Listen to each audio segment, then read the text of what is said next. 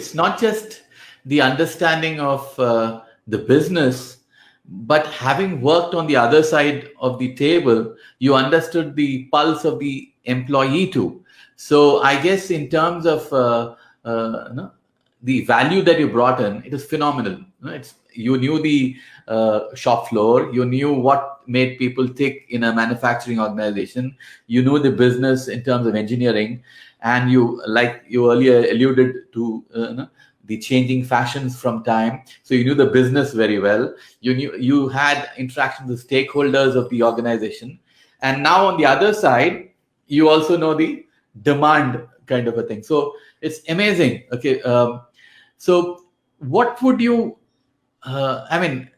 So you had one shift on both sides of the table.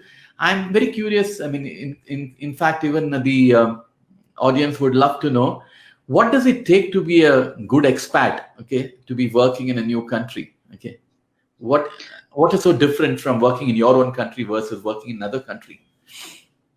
Well, first of all, I'm hesitant to use the word expat, because expat to me has connotations of being in a us and them scenario.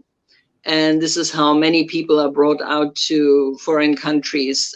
They basically never leave home in their mind. They go there to do a job, but they don't really connect with the community.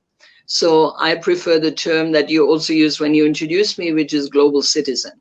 Right. So as a global citizen, that means you try to connect, you try to make friends, you try to understand the local culture and immerse yourself in that situation.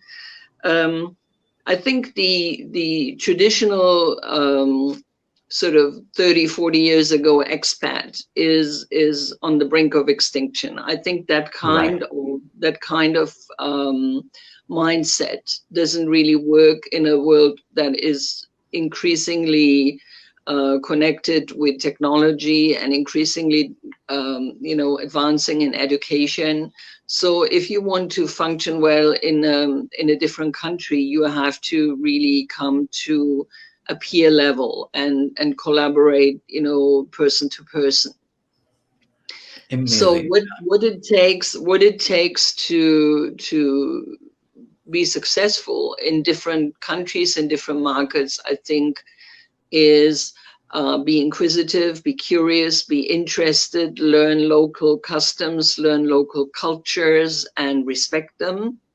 And if you want to be respected by the community there, then you need to operate within what is tolerable and acceptable there. And you need to be open-minded, flexible, and be good at what you do in your work, and be willing to transfer knowledge and skills.